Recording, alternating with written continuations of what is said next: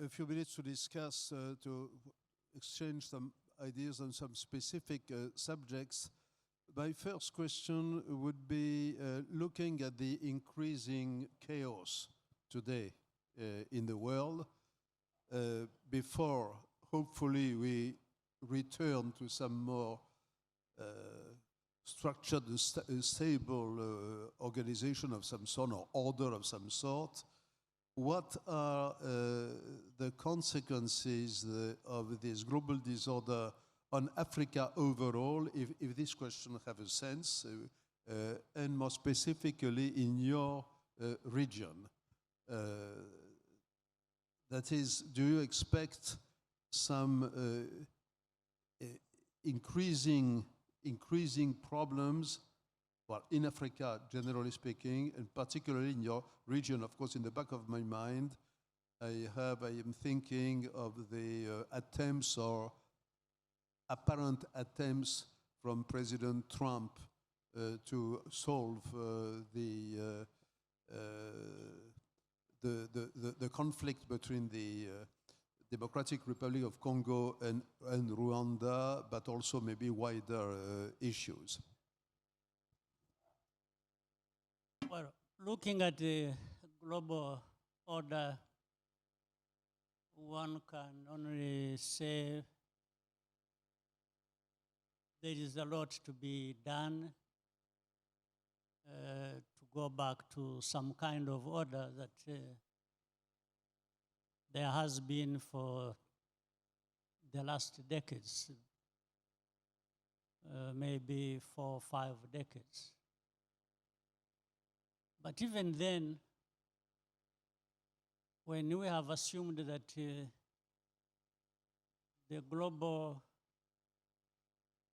order has been, in a sense, stable,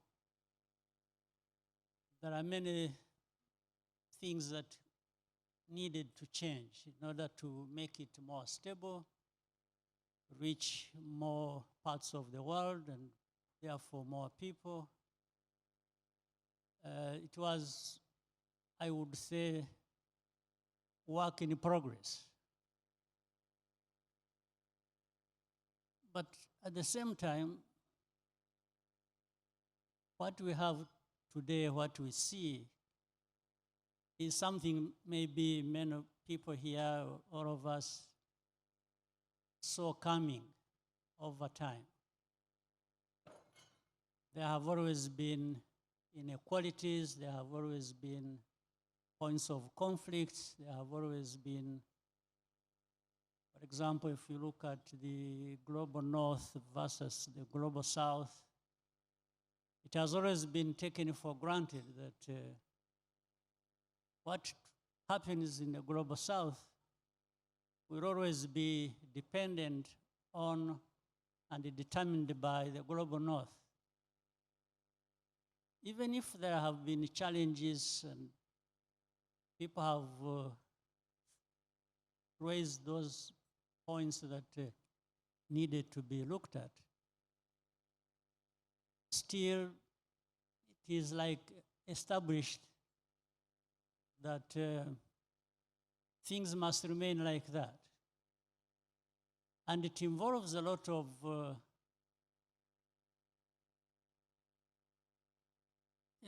if we look at the big powers, when anything threatens their interests, they have a cult branch. They will do anything, anyhow, and nobody should complain. When the smaller countries, even maybe middle powers, see something that threatens them, that is even more fundamental than just answering to the interests, the immediate thing is blame, punishment, criticism, all kinds of things. So which means the smaller powers, the smaller countries, the middle powers are just supposed to toe the line, simple. So if this was the case then, which it was, what was the state of affairs as we look at the international system as such? Who decides what is wrong? Who decides what is right? And on what basis? Is it just that you have the power, therefore you will decide what is wrong and what is right? So Africa has been affected anyway all along. It's not just around this crisis that Africa is being affected. It has been affected even when things look stable globally. Under this structure where it is do as I say and as I tell you, and that's it. Otherwise, there will be consequences. So people naturally have had to toe the line. So back to the current situation you referred to in our region, the troubles there, and so on and so forth. These troubles in the region and how they have been approached is one thing. Because let's say the Eastern Congo problems which you alluded to, and how the administration in the United States has tried to handle that. And maybe other powers also have been involved before and maybe now partially. You see, problems cannot be addressed overnight. Crises cannot be overcome in such a short time. But there is a need to look at the root causes of everything and then give time to dialogue for people to find a win-win kind of solution. So what we are expecting from and have been having from the efforts, whether it is in Washington or there has been Doha processes to try and address the problems in our region. Again, sometimes you find there are things happening that you would question or that are wanting, that are not really addressing the root causes of the problems, and that the dialogue is not about the issues affecting people, it's just how the interests play into all that to determine the outcome of every step of the way. If we take as an example the current war in the Middle East, Iran war, and its consequences in the Gulf countries and so forth and so on, what would be the major risk for the future in your mind? Do you think that that war could degenerate, that there could be a total loss of control? You have very good relations with the Gulf countries yourself. I mean, Rwanda has good relations with the Emirates, with Qatar.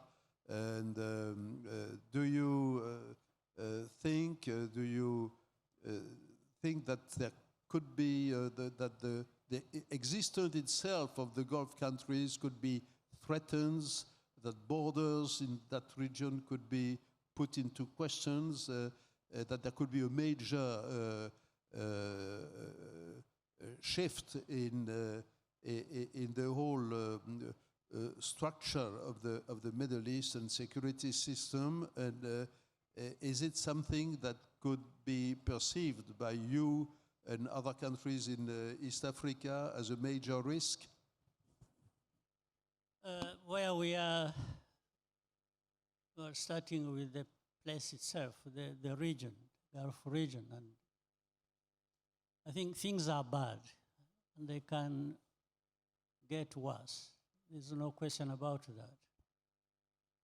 the situation is very bad. And the big powers need to quickly find a solution. Otherwise, it generates into a bigger problem for the whole world. There's no question about it. You can see the oil prices, the crisis around that, originating from that, the fertilizer, the food prices, and affecting millions, hundreds of millions of people, and that will cascade into many other things and regions. There's no question about that. There is that potential of things getting worse, and for everybody. So it's not going to remain confined in that region. The region is already suffering, of course, and then with that, what is expected, what the whole supply chain of things that people expect originating from there are being, things are being crippled and with the clear consequences. So something needs to be done. But we can look to the big powers to say, do something about it. Otherwise, a small country like mine or Africa itself doesn't have much say here in this, other than having to pay a very huge price for what is happening from there. So I will end this conversation by asking you two questions, but two related, inseparable questions about the so-called West. You know, the number one question is, in your judgment, because these matters are matters of judgment above all.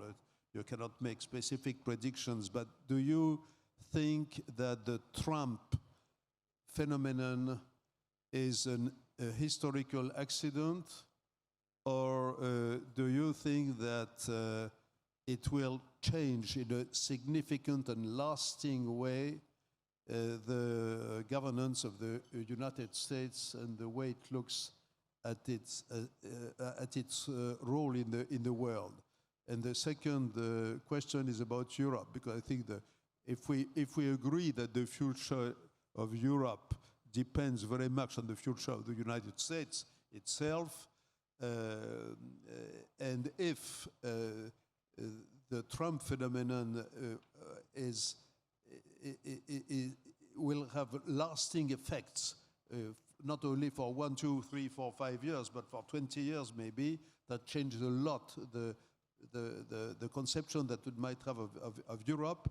And in that case, how do you see the future of Europe, of the European Union? And in your judgment, what should be, even in that case, the role of the European Union vis-à-vis Africa in general? Do you think the Europeans could play a significant role, a positive in your judgment, and to contribute to stabilize also at least the African geopolitics? Well, I'll talk more about the West than Trump. I think the West is what has produced whoever you want to name to emerge, to be where. So, but the West,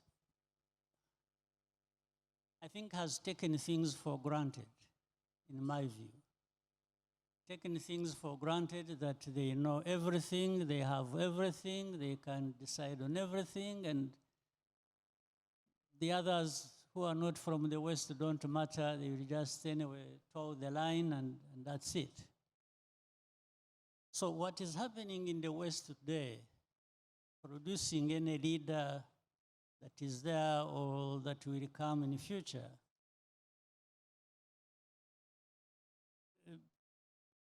what is happening in the West is what is producing, and this has gone on for a long time. I think I mentioned that the West has taken things for granted. But even internally, internally in the West, there are things that need to be resolved. And that's why there will be challenges in every country or in the entirety of European Union or other places of the West, including United States. They assumed that everything was okay within their own sphere of influence and interest. And what was wrong was always in the rest of the world, not with them. But I think there are people also in the West. There are people, there are leaders, there are civil society, there are business, and so on and so forth. But there are ordinary people who all this rises from. So the reaction is that produces different leaders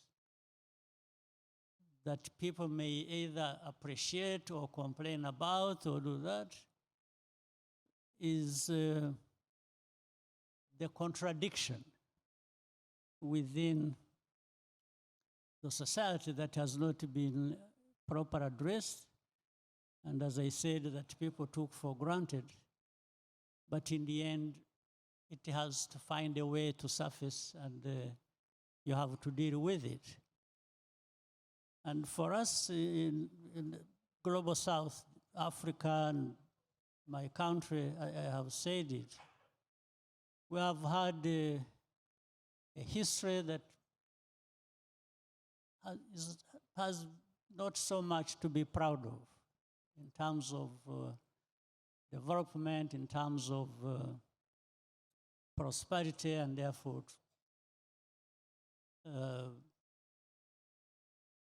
the stability. We have had tribal, instead of having real nations, even if it was to bring together tribes. But what made it worse, instead of being able to build our own systems and capacities and cooperate with others, we also accepted the dictates that have been brought to us from the north, and even started complaining about things of the past. But there is today. So in our case, if you look at, as I did allude to that, in trying to build from nothing, like in my country, which was literally destroyed, and we have had to build, and we are making some progress. We are not where we want to be at all yet.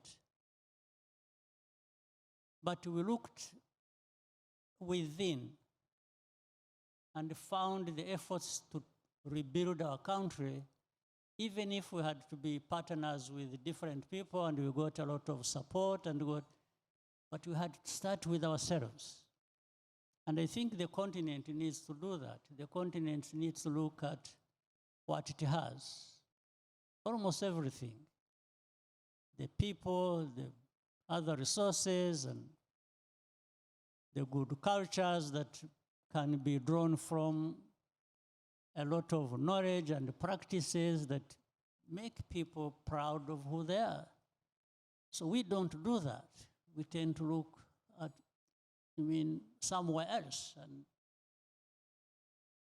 And then we find these powers also who want to impress upon us that we really don't have much, we don't mean much, we can only survive because of them. So this notion has to be challenged, and has to be challenged by all of us. In fact, including even from the north, the very people that this originates from also have to challenge it. So more cooperation, more respect for each other, and not assuming that it is one side that decides what is wrong and what is right. there has to be rejection, and moving forward, we can find a more stable global environment. You know, people talk about the rules-based international system. Which are these rules? Who makes them? And if we really were to respect the rules, why then do we have these troubles, even from originating from the big powers? Why would we have that? So there is a lot of work to do for all of us. Even from small countries like mine, we can at least raise a voice and shout and say, maybe if we did this, we could. So everyone should have some space to express themselves and contribute what is good for everyone and for the rest of the world.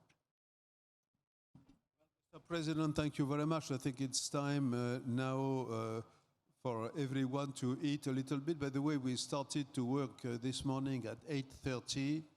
And even though many of our friends told me that we have not worked enough, but nevertheless, I think it is reasonable to wind up now. I would like to thank you for your words of wisdom, actually, because there are important things that have to be said and repeated and explained. Thank you very much. And I would recommend everyone here in this room who sometimes speak or comment about Rwanda, I would like to ask all of them to follow my example and to visit Rwanda. I can tell you, You're it's welcome. a fascinating event. Absolutely welcome. Thank you. Thank you.